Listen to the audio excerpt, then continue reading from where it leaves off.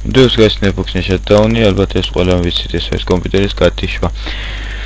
ის სტარტის მეშვეობით აქედან გამოიძახება. ამის შემთხვევაში გათიშვის დროს კომპიუტერი აბსოლუტურად გამოდის სამუშაო რეჟიმიდან და ის თანდათანობით იწყებს გათიშვას, ამას სჭირდება დრო. შეგვიძლია ჩვენ ამ პროცესის დაჩქარება, მისათვის უნდა დაიწეროს მარტივი მიმართვა.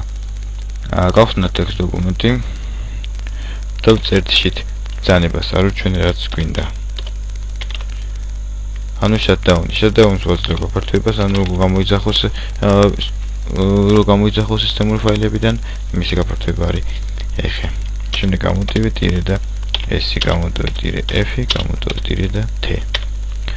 შემდეგ გამოტოვე და დავწერეთ დრო, ანუ რა დროში უნდა მოხდეს მისი გამოძახება, ამ შემთხვევაში დავწეროთ 00. სერვერის შეშუალებით ხდება მისი შენახვა. გაფართოება უნდა იყოს აუცილებლად ბათი. ბათ გაფართოებაში ინახება საერთოდ ყველა ეს ფაილები, რომლებიც შეიძლება სისტემა შეგვიცვალოს.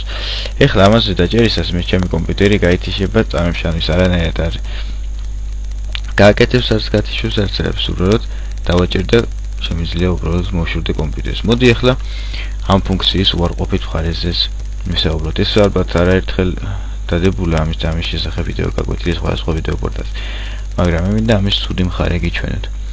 პირველ რიგში მოდი ვაჩვენოთ ზოგადად ვინჩესტერის სურათი. ეს არის ჩვენი ვინჩესტერი. ვინჩესტერი არის იდეალურად სუფთა. მასზე არანაირი მტვრის ნაწილაკი, ოდნავი მტვრის ნაწილაკი არ არსებობს. საერთოდ არაფერი მასზე არ არსებობს. რაზმაც შეიძლება მას მუშაობაში ხელი შეუსწავლოს.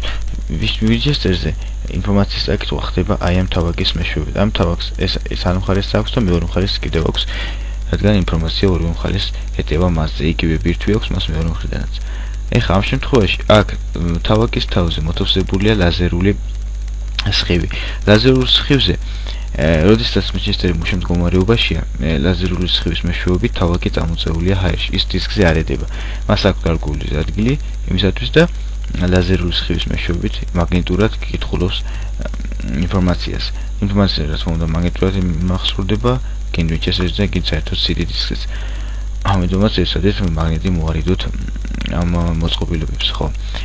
რაც შეეხება აი ამას, ეს ლაზერული სხივის მეშვეობით მეხსიერი მახსოვდება. როდესაც ავარიულად ითიშება კომპიუტერი, ანუ ხდება მისი ავარიული გათიშვა, თუნდაც დენიდან მისი გამორთვა ან რაღაც ეს შემთხვევაში ვინჩესტერს ავტომატურ რეჟიმში უწყდება ელექტროენერგია, მას არ აქვს რეზერვი, თუ რა თქმა უნდა UPS არ გვიყენია.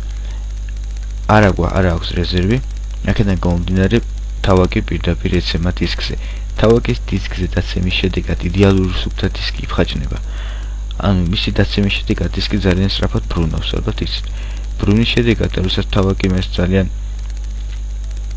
ბასრით თავი აქვს, ამიტომაც დაცემის შედეგად აი ამ დისკის სფეროს ფხაჭნის და ფხაჭნის შედეგად წარმოქმნის თვითონ ნაფხაჭ ორგანოებს, აი იმ ფხვნილს. იმას აი ამ ფხვნილს ასევე ფანტავს ვინჩესტერის დისკზე. შესაბამისად, კარგავთ ინფორმაციას იმ ადგილიდან, სადაც დისკი გაიფხაჭნა, პლუს მეორე სამოსვლაზე უკვე ლაზერს აღარ შეუძლია იმ ადგილის წაკითხვა, სადაც ის ამოფხაჭნილი ფხვნილი დაიყარა. ანუ იმის ნაწილაკები. შესაბამისად, ყველაზე კარგი ვარიანტია ამ შემთხვევაში, რომ გაგვიბუშდეს დისკის რაღაც ბოჭკო, რაღაც ნაწილაკი და არა თვითონ თავაგი. ანუ თუ ჩვენ გაგვიბუშდა თვითონ ლაზერული მოწყობილობის თავი, რომელიც ამას კითხულობს, ჩათვალეთ, რომ ვინჩესტერი აბსოლუტურად გადასაგდები იქნება.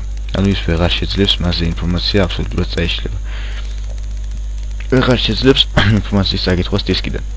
მეორე ასევე შესაძლებელია დისკის უკეთ ნახვა, აი აქედან უფრო უკეთ ჩანს მე მგონი თვისი თავაგი, აი აქ არის ლაზერული სხივი, რომელიც მას კითხულობს. და შესაბამისად, ამის ავარიულად დაცემის შემთხვევაში, რა თქმა უნდა, ვინჩესტერის გარკვეული დაცვის დააზიანებს. სასურველია ეს ნაწილი არ იყოს ქვევიდან მხარეს იწერება საერთო სისტემა, ზედა მხარეს კი უკვე ჩვენი ინფორმაცია. ეს თავაგი სულ მოძრაობაშია, რა თქმა უნდა, ხანზე ვითარი ხანქვევით, მაგას ვერავინ ვერ გააკონტროლებს, ის ინფორმაციას თავისი ნებასურვილი წერს.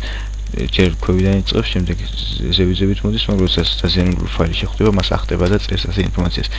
ამიტომაც, ასეთი ხერხით გათიშვა სასიამოვნოა, მალე ითიშება, მაგრამ როგორც აგიხსენეთ, რეკომენდირებული არანაირად არ არის. იმიტომ აქვს Windows გათიშვის ნორმალური რეჟიმი, რომ უნდა გაითიშოს სისტემა ნორმალურად და არა რაღაც ჩვენი ხელოვნური ჩარევის შედეგად.